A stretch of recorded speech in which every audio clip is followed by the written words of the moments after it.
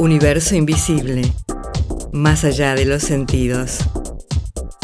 Meditación, reconexión, Reiki, armonía, yoga, ángeles,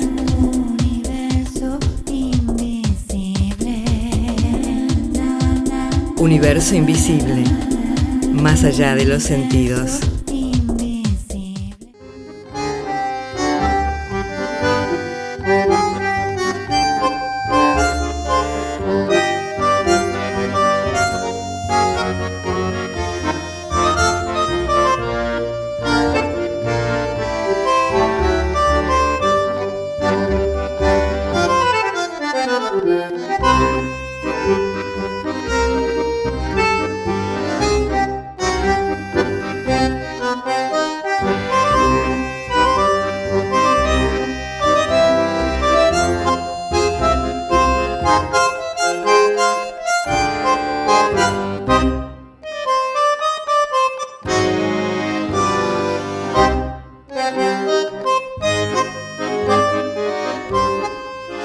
Hoy estamos con el doctor Roberto Crotogini.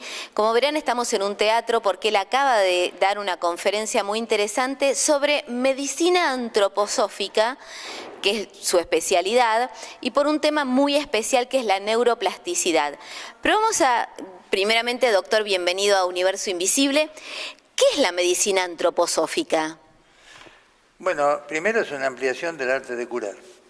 Hay 4 concepciones globales del hombre, que son dos orientales, la medicina china y la medicina ayurveda. Eso tiene más de 4.000 años. En Occidente tenemos la homeopatía, que tiene 250 años, más o menos, y la antroposofía, que tiene 100 años. Ahora, ¿qué quiere decir concepción global? Que toma en cuenta al hombre en cuerpo, alma y espíritu, que es diferente a considerarlo como la medicina académica, en que es un conjunto de órganos. Por eso hay un especialista para cada órgano, ¿no? Entonces el especialista para cada órgano es especialista en órganos, aparatos y sistemas, pero no en personas. Un hepatólogo trata todas las hepatitis con el mismo remedio. Y una cosa es tratar a la persona y ver qué le pasa a la persona. Por ejemplo, una persona con un diagnóstico oncológico, bueno, no es cuestión de que le den el diagnóstico. ¿Cómo vive esa persona un diagnóstico de ese tipo?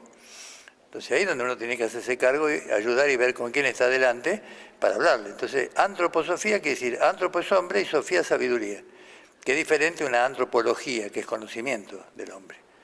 Si una antroposofía es sabiduría del hombre. Como filosofía es amor a la sabiduría. Entonces ahí la antroposofía tiene ya unos 100 y pico de años, y lo que hace o lo que nos ayuda es a tener una visión integral del ser humano. Y ahí dentro de eso aparece la patología, el problema, lo que fuera. No es el problema en sí, o si se va a curar o no se va a curar, sino sabe aceptar la enfermedad o la patología como un aprendizaje, o está enojado con la vida, ¿no? Entonces la antroposofía ayuda a que uno pueda entender que hay otra dimensión del ser humano, del conocimiento, que no es simplemente lo que vemos con los sentidos físicos. Eso sería para hablar brevemente, ¿no?, de qué puede ser la antroposofía. Y tiene muchas vertientes. La medicina por un lado, la pedagogía Waldorf por otro, todo el tema artístico por otro, el conocimiento, la agricultura biodinámica.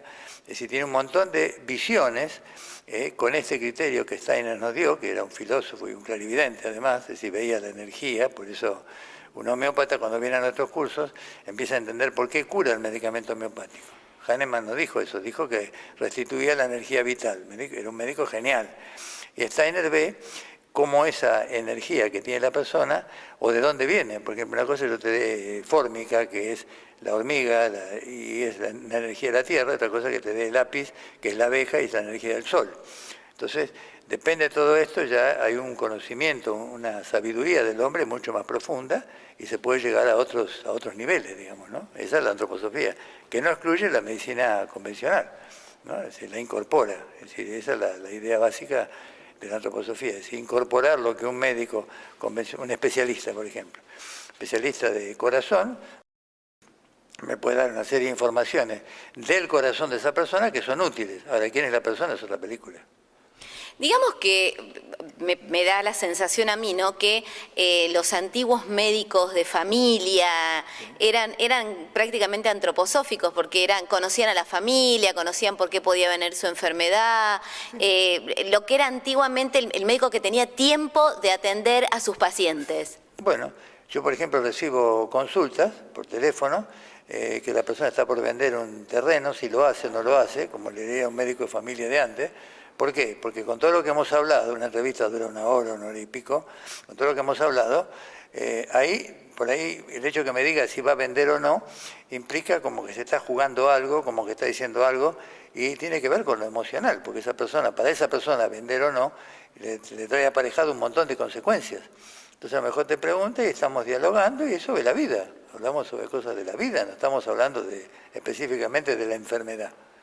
Lo que me ha asombrado es que Rudolf Steiner, que es el creador de la antroposofía, no era médico, era filósofo. No era médico, sí, era filósofo, exactamente. Y a él se acercaban los médicos y él le daba lo que fue la medicina. Te digo más, la medicina antroposófica se parece mucho a la medicina de los griegos.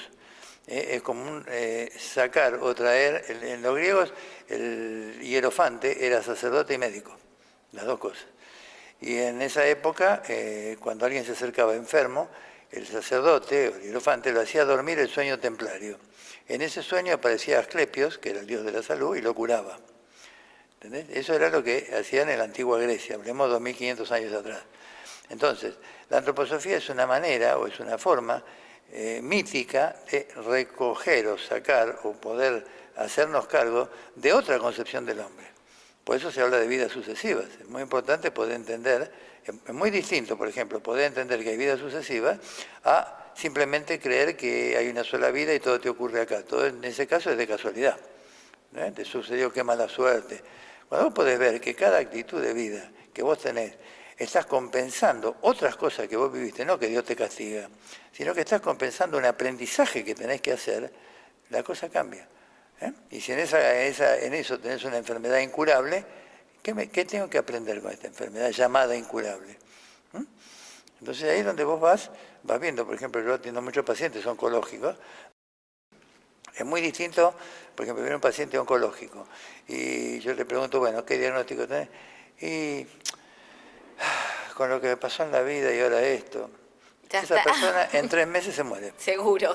Claro, está deprimido con todo lo que está pasando, se va. Y está el otro que dice, ¿cómo yo tengo este diagnóstico? No, esto no puede ser. Acá yo tengo que cambiar algo, y el tumor se queda quieto y el individuo hace un cambio. Entonces, yo hablo siempre de 3 tipos de diagnósticos. Cuando uno se recibe en la facultad, con lo que la facultad te enseña solamente, vos haces un diagnóstico por lo corporal. Entonces mirás el tamaño de un tumor y decís, bueno, de acuerdo a esto y al tamaño y los ganglios están tomados, va a vivir tanto tiempo, eso es un diagnóstico corporal. Si ya tenés una formación psicológica, que yo creo que yo era psicoanalista en un momento, ya tenés una formación psicosomática. Entonces la evolución de lo que pase ya va a depender de la psiquis y va a depender del cuerpo. Y cuando tenés un conocimiento espiritual, la vida va a depender del karma de esa persona. O sea que depende en dónde estás ubicado, ahí vas a encontrar el diagnóstico corporal, el diagnóstico psicosomático y el diagnóstico espiritual. Hay que ver si lo puedes hablar con la persona, porque en cada caso uno tiene que ver, ¿puedo compartirlo? ¿Me puede entender de qué hablamos o no?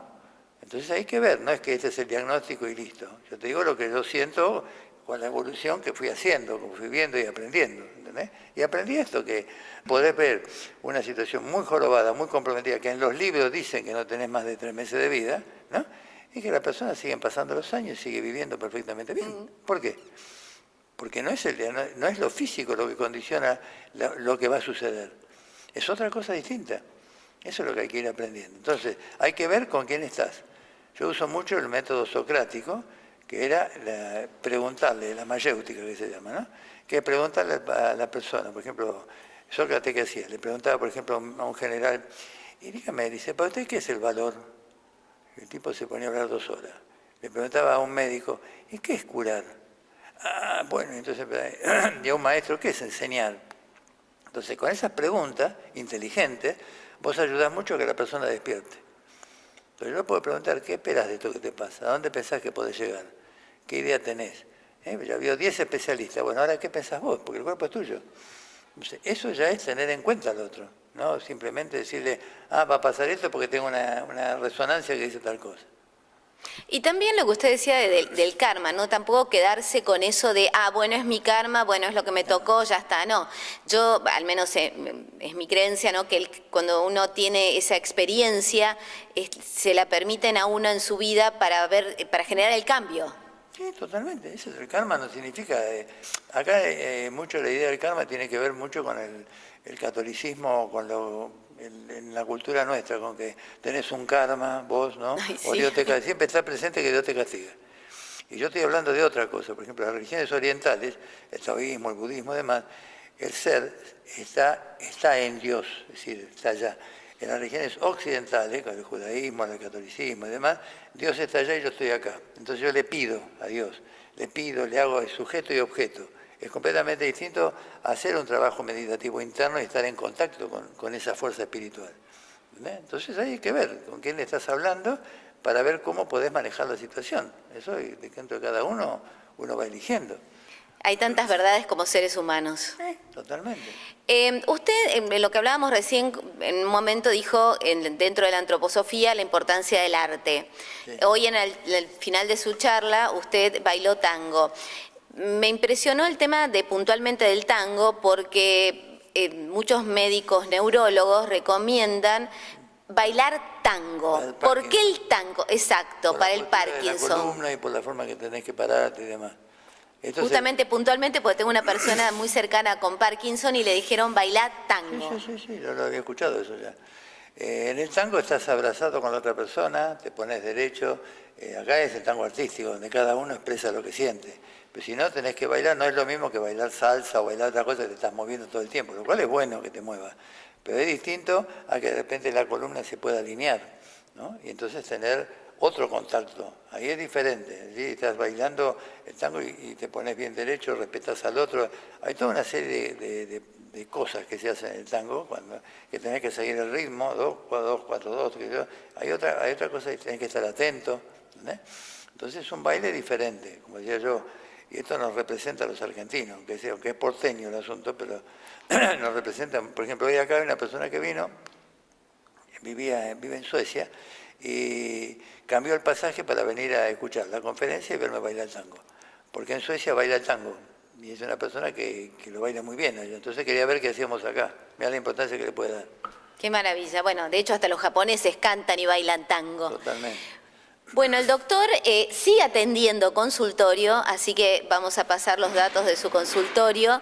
Y la verdad es que me he quedado, vamos a poner por supuesto la grabación de esta charla de hoy, porque la neuroplasticidad me parece algo impresionante, maravilloso. Yo lo llamo así. Que uno sea capaz y que tenga esa responsabilidad de cambiar su propia energía, su propio cerebro directamente. Es lo que yo diferencio de ser un anciano o un viejo. Para ser un viejo no hay que hacer ningún trabajo. Uno se deja llevar, se cree que la sabe toda, no se asombra de nada, siempre está enojado, se enoja con los jóvenes, ¿no? Y termina en un geriátrico. Y otra cosa es ser un anciano. El anciano se asombra, ve una puesta de sol y se emociona, respeta a los demás, no le tiene miedo a la muerte, está satisfecho de la vida vivida. Para ser un anciano hay que hacer un trabajo. Para ser un viejo no hay que hacer ningún trabajo. Solito nomás uno ya va llegando a ese estado. ¿Entendés? Entonces, cuando el cerebro te da y te das cuenta de las posibilidades que tenés, uno puede construir cosas. ¿Entendés? Y son cosas útiles que uno puede construir. Me parece bueno. Pero aparte es romper con un paradigma, como usted decía en la charla, ahora saber que se puede reconectar las neuronas, que es la plasticidad que tenemos, bueno, obviamente, bueno, yo digo obviamente, pero el tema de las nuevas conexiones, la nueva formación de ADN, no quedarnos con que, bueno, nacimos así, soy esto y me voy a morir así. Exactamente. Doctor, muchísimas gracias porque para mí es un honor poder hacerle una nota a usted, pero porque sigue a su edad haciendo cosas maravillosas, o sea que no hay edad para nada. Van a verlo bailar tango fantástico. Y la profesora Marcela Conti también, por suerte me acompaña, es una profesora de tango internacional, de distintos lugares, bailando el tango, y yo le expliqué lo que hacíamos acá, ya es la segunda vez que bailamos, ¿no? Le expliqué lo que era el tango artístico y ella me sigue, porque ella está acostumbrada a enseñar a bailar el tango. Pero acá la finalidad del tango artístico es expresar lo que uno siente con la música o con la letra, y en compañía del otro, donde de repente uno se siente cerca, de repente se aleja. Es un trabajo de teatro, actoral. Muchas gracias. Bueno, que esté muy bien.